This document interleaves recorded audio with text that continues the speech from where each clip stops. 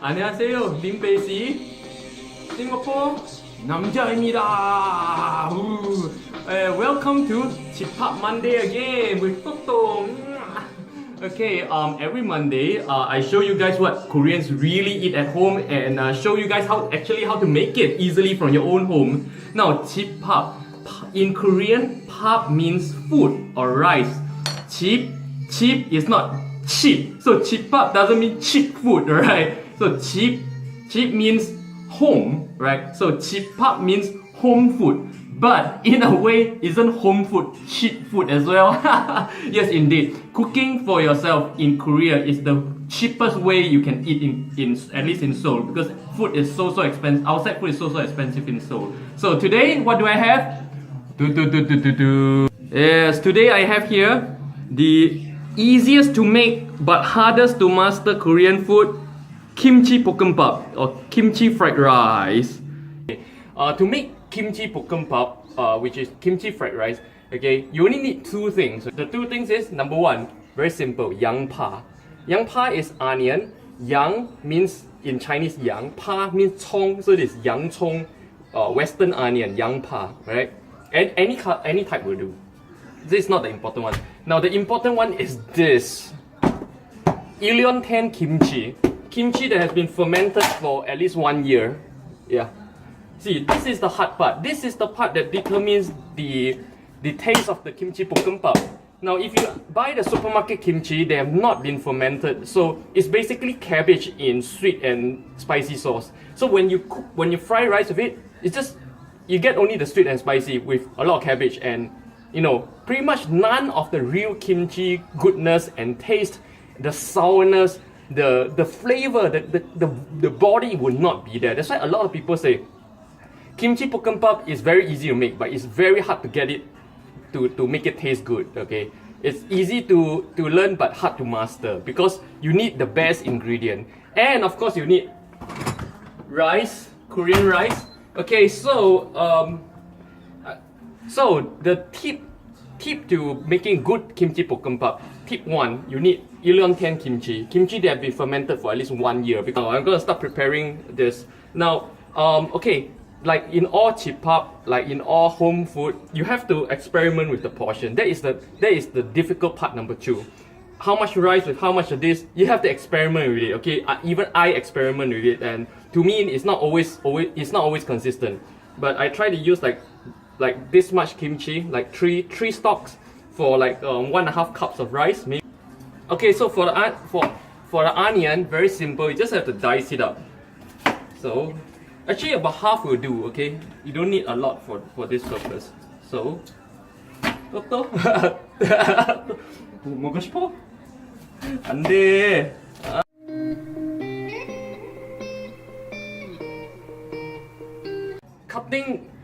Cutting Korean onion doesn't make my eyes water or we get to the slightly difficult part, because this part can be messy. Okay, it's always like you always messed it up. So this is 1년 10 kimchi. This is kimchi that I bought last spring. See, kimchi is made in a process called kimjang, which usually occurs during this period of the year, about November. At the end, during autumn, they will make the kimchi and then store it up and then start to sell in wholesale. So I bought one wholesale last year, around December, and then I kept it in my kimchi 냉장고, which is my special kimchi fridge, and fermented it for 1 year. Now you need kimchi 냉장고, or like 냉장고, which is a fridge with a special compartment for kimchi, because kimchi requires very specific temperature in order to ferment. Anything more or less, then it may actually just go bad rather than ferment. Okay, so now see, if you can get the whole of this kind of kimchi, now for Kimchi볶음밥, you want to use both the stalk, the head, and the leaves, because the leaves will give the flavor, but the head or the stalks, right, will give the crunchiness, right, the meatiness into the 볶음밥.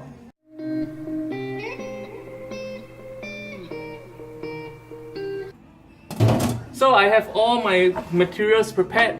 Now at this point, pro tip number 2 is the rice should still be in your rice cooker. You should not cool the rice first, right? This is pro tip number 2.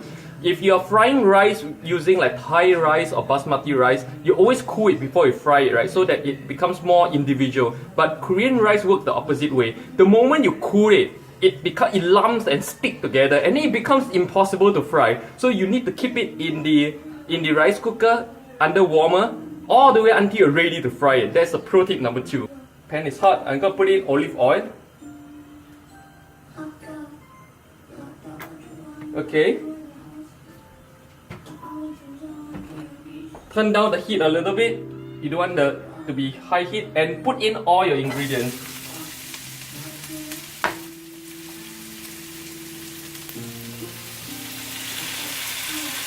Yep, all in.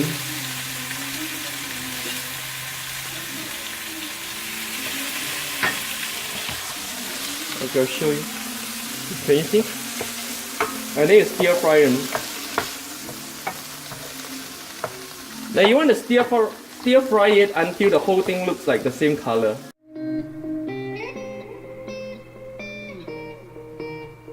Color is more or less uniform, right? So this is when you flatten it out. See, this is pro tip number 2. You flatten it out across your skillet like this. Flatten it. Okay? Flatten it out. Flatten it out. Okay, so the rice is here. So what you do is this. You put in the rice little bit by little bit over the top like this.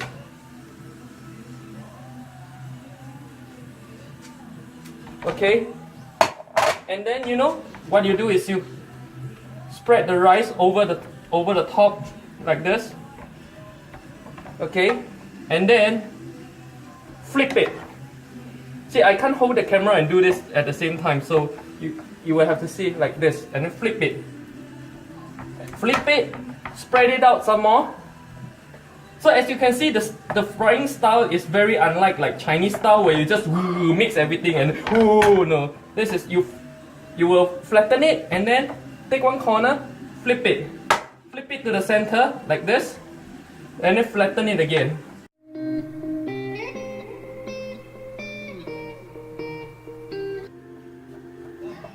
네, 거의 다 했어 이제. As you can see, the color has become very uniform. Okay, that's when. So I shall serve it right now, and then I'll go into the final pro tip. Okay, here you have the completed fried rice. Now we go into the final step. Okay, and that is. This is my own preference, by the way. Not everybody does this. There. 참기름 and sesame seed, sesame oil and sesame seed. So I like to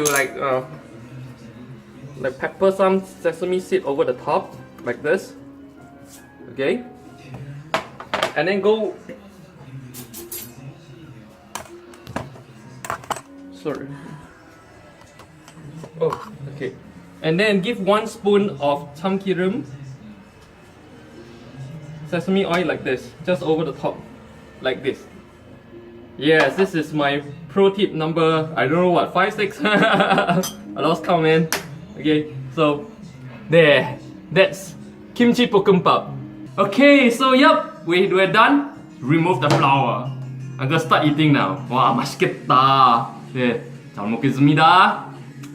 또. 와.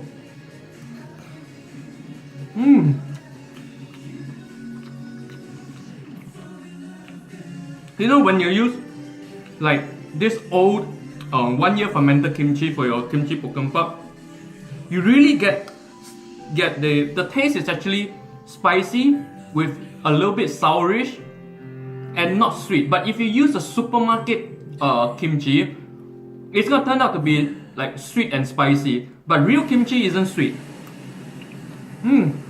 So the real 김치볶음밥 tastes a little bit spicy and a little bit sourish actually.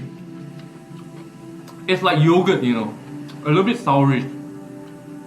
Oh, the bits. See the stem part, like the big bits actually really do like listen to this.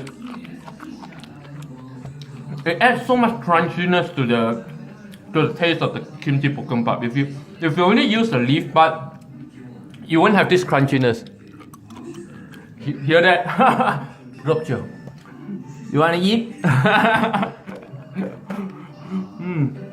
Very nice. This is one very simple dish that Korean families cook a lot when they don't have time to do more complex cooking. And a lot of people actually like to fry an egg and put on top as well. Okay, that's optional. There's a lot of optional things you can put inside, like maybe some even put in some carrot, some maybe put in some bits of sausages and stuff like that. But I don't like to put any of that because to me, kimchi 볶음밥 is all about the kimchi. Wow, it's really very fragrant. It's really about the kimchi.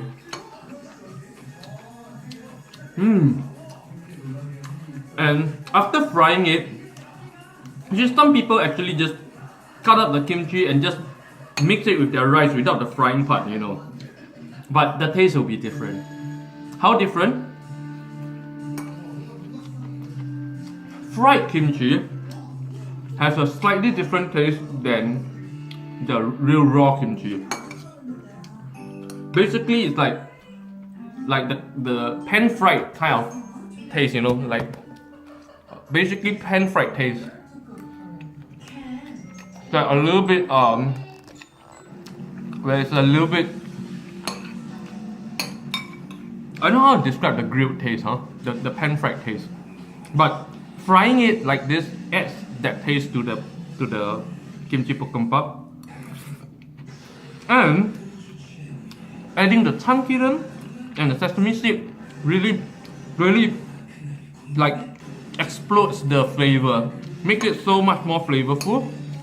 And basically it's like kimchi 볶음밥 on steroids. Let me give you another angle.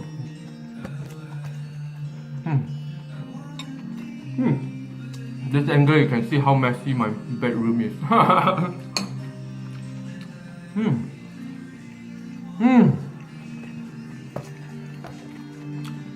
So yeah, I believe this is one simple Korean. So I believe this is one simple Korean home food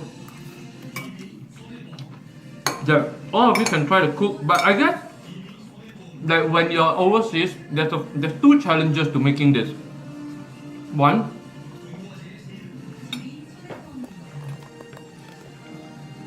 so as you can see, like the kimchi 볶음밥 is really one home food anyone can easily make at home. But if you're not in Korea, maybe you have two problems when you try to make this, right? Number one,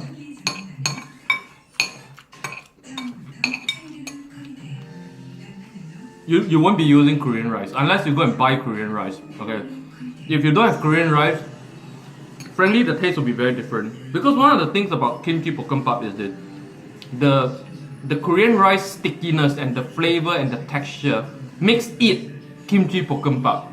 If it's a different flavor and different texture, then it's not kimchi 볶음밥. You know, that's challenge number one. Challenge number two. This is the biggest challenge. 1년10 kimchi. Kimchi fermented for 1 year. This is very hard to get overseas. Very hard. I would say almost impossible to get overseas. If you're not in Korea, I think the most you can do really is just to buy supermarket kimchi. And like I always say about supermarket kimchi, it's just raw vegetables in chili sauce.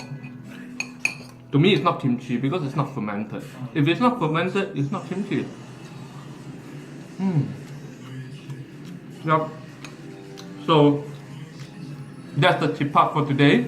I hope you guys enjoy it. I know some of you say you enjoy watching me eat till it's finished, so I'm just gonna keep it running till I finish.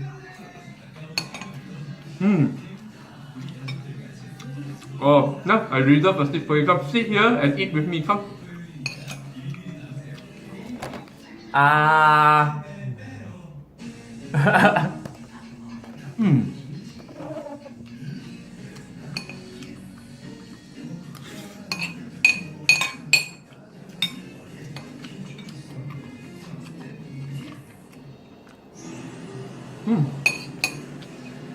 You know the thing about Kimchi볶음밥 is this. It makes you eat so much rice. So you load out a lot of carbo. So this is not something you want to eat frequently. Despite the kimchi being a good thing. But of course I do doubt how much of the good bacteria exists after pan frying it. I do doubt.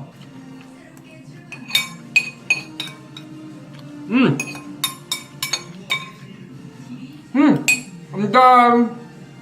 And you know what? There's still some more in the pan. I'm gonna get some more. Ginger. Kimchi볶음밥 is really like what they call a paptoto, which is something like it just keeps making you want to eat more and more, right? So guys, try it. Okay, if you can get all these ingredients wherever you are, right? I'm gonna go eat some more now. Bye bye. Oh, Toto, kajak.